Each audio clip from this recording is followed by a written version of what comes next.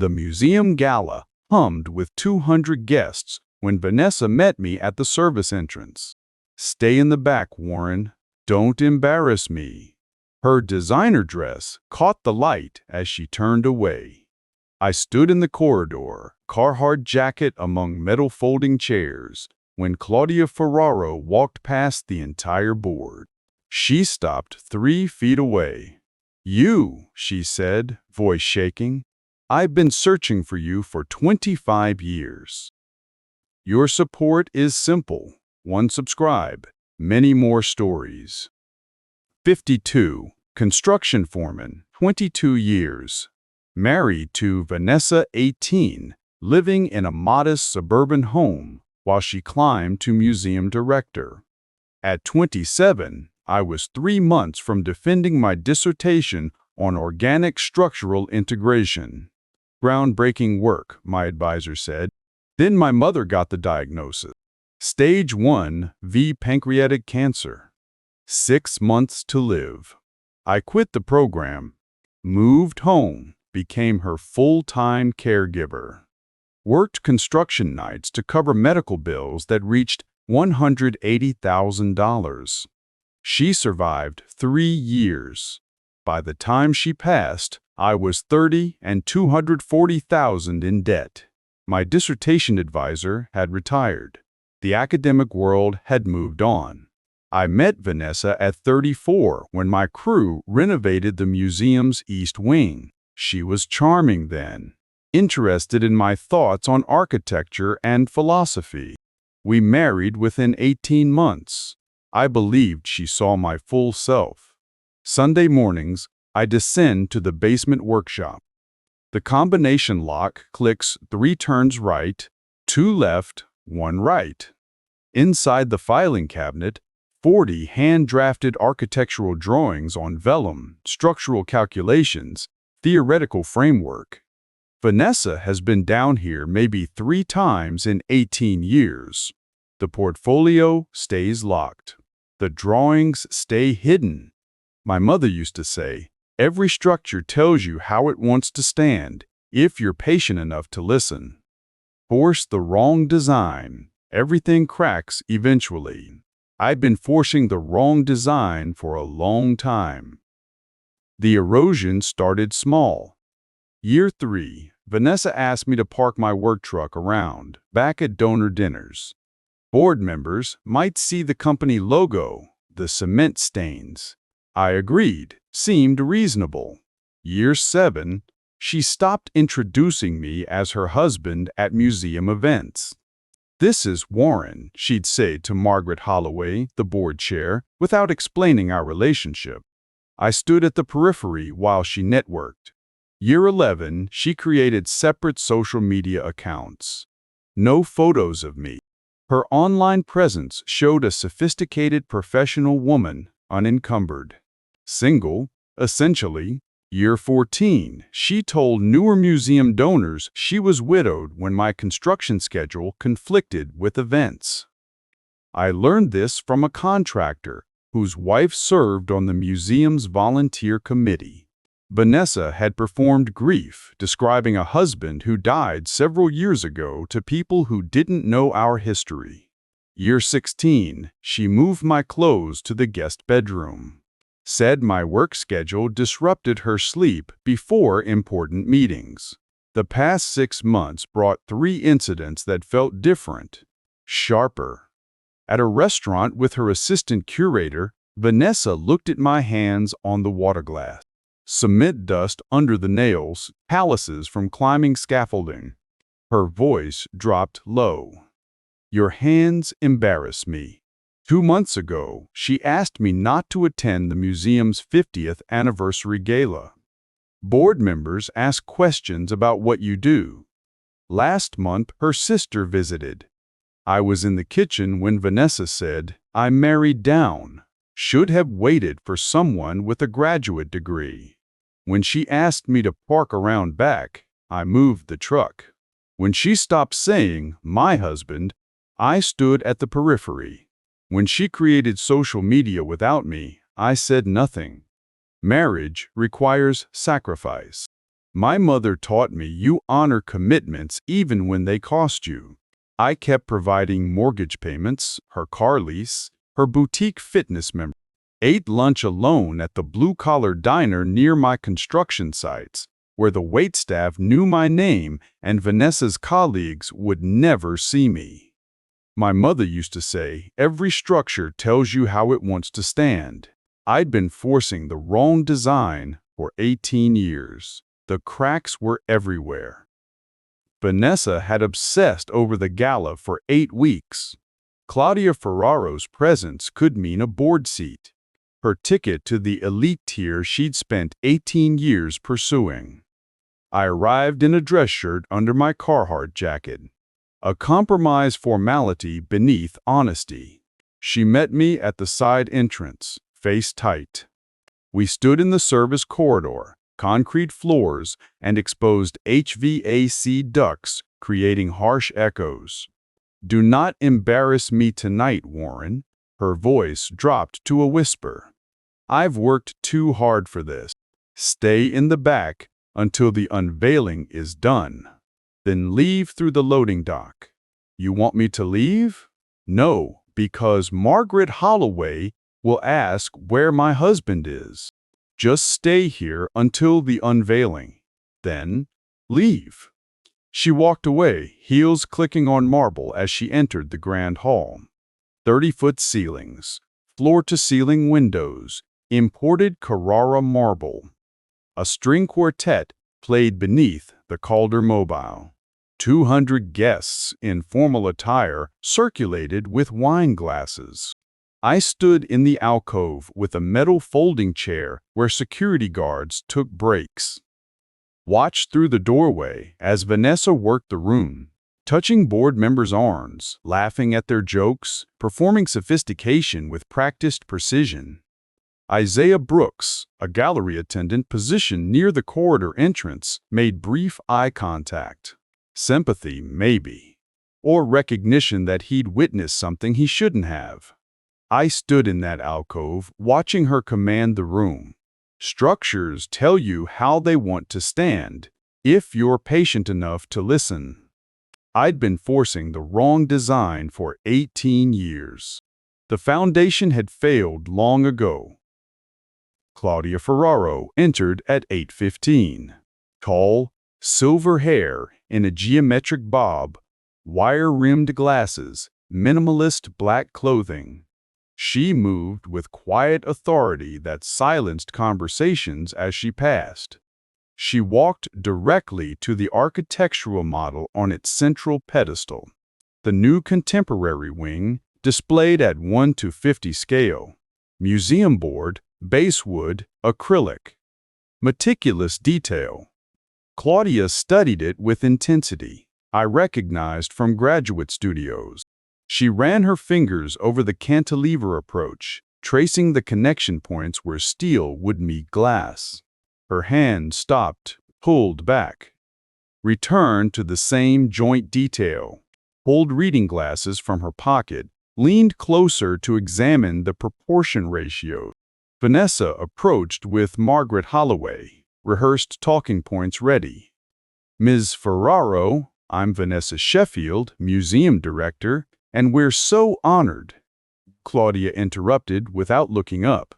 "This cantilever approach, these proportion ratios." She leaned closer.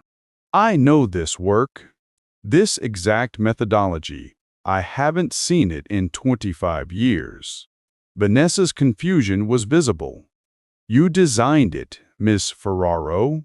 Our board approved your plans 8 months ago." "I designed the building, yes, but the theory behind it, the organic integration, it didn't originate with me. It came from a colleague I studied with."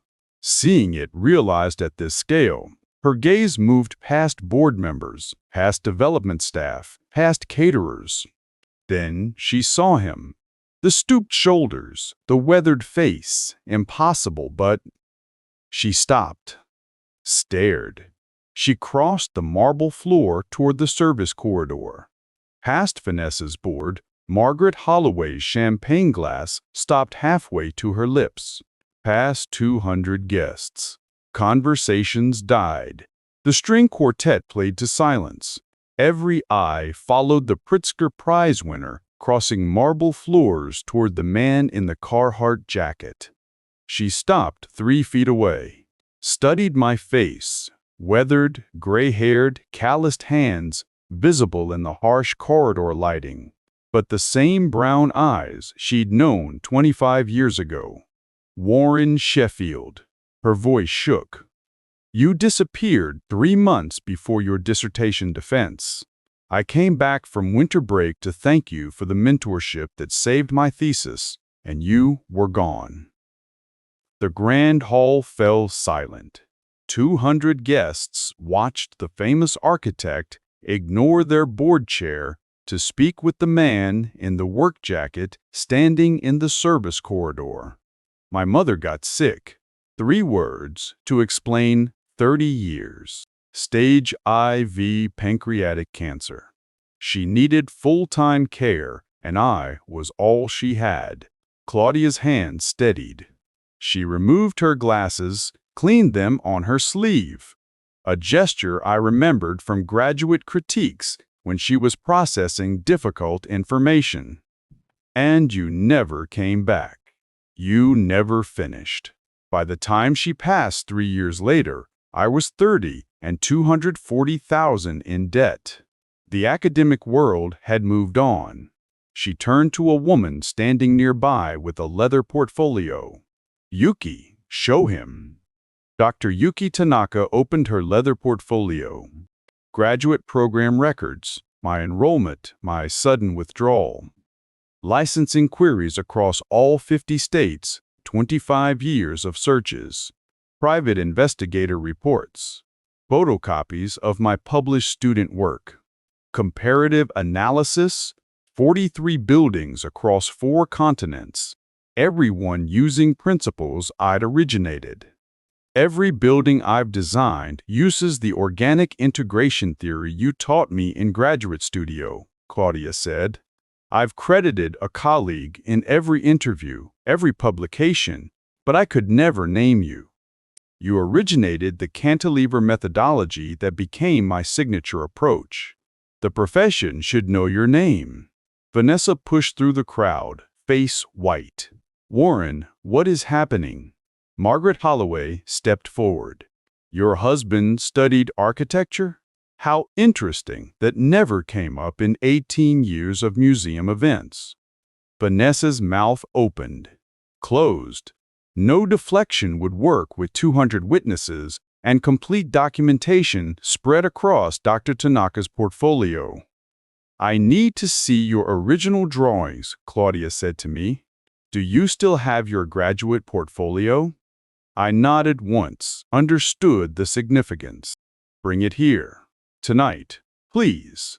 Isaiah Brooks, still positioned near the corridor, watched Vanessa's performed sophistication crack completely as the museum's elite donors realized she'd hidden and demeaned genuine genius for 18 years.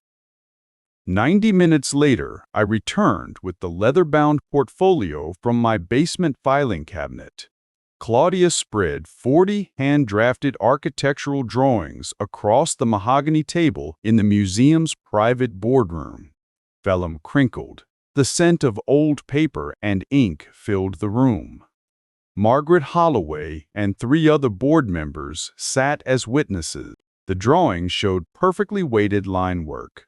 Line weights from 0.13 millimeter to 0.7 millimeters. Perfectly weighted. Elevation views accurate to 1.16 inch. Section cuts showing spatial relationships most students never grasp. Detail. Drawings of connection systems, steel meeting glass, cantilevers transferring loads through hidden structural cores.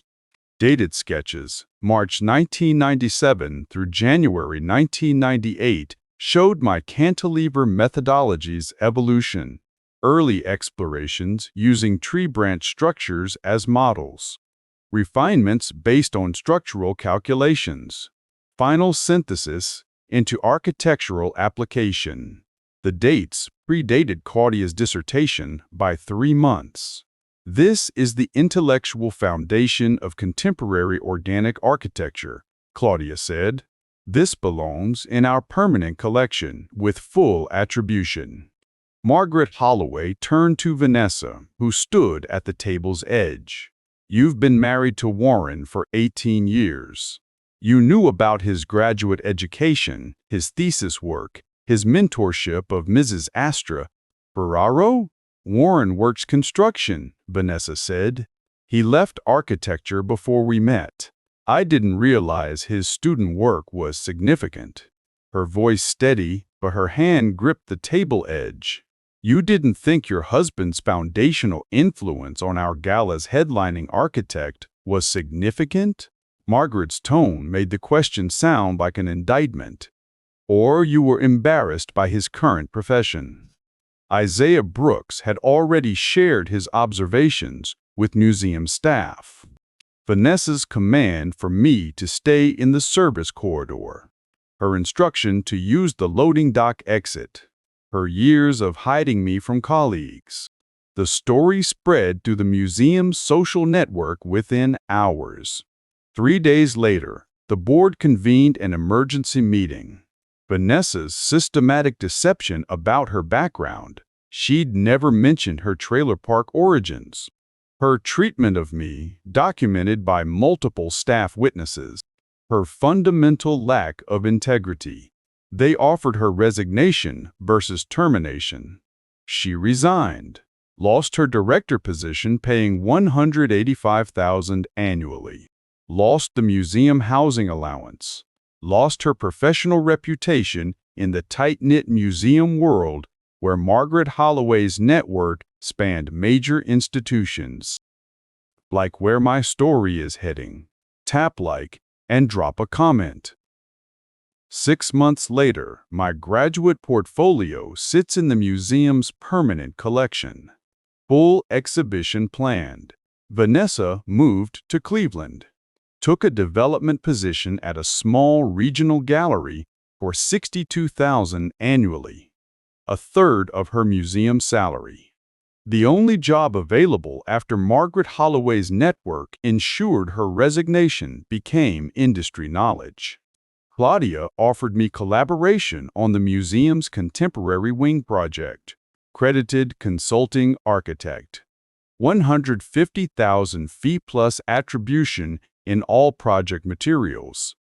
I negotiated an arrangement allowing me to maintain my construction foreman position, crew loyalty matters, while consulting evenings and weekends. My cantilever methodology will be publicly credited in architectural publications, academic journals, the museum exhibition explaining organic integration theory's origins. Claudia arranged a guest lecture at our graduate program. 25 years delayed, I defended my dissertation to current students. The faculty panel unanimously approved. PhD, 30 years delayed. I was 52. The same age my mother died. She would have attended the defense if she'd lived. Instead, I defended it because she hadn't. Last week, I met Margaret Holloway for coffee at the blue-collar diner near my construction site. She appreciated that I chose my honest location rather than performing sophistication. She asked about my mother, my sacrifice, my choice to honor caregiving over career. Foundation's only as good as what you can't see, I said. My mother taught me that. The stuff below the surface. That's what holds you up when the weight comes down. My basement workshop remains unchanged. Same calligraphy practice every Sunday. Same vintage fountain pens. Same quotes from architects and philosophers. But now the work is seen. Claudia visits monthly to discuss projects, always bringing rare orchid blooms she's named after buildings we're designing together. My mother taught me structures tell you how they want to stand. I'd forced the wrong design for 18 years. Now I was listening. The foundation held.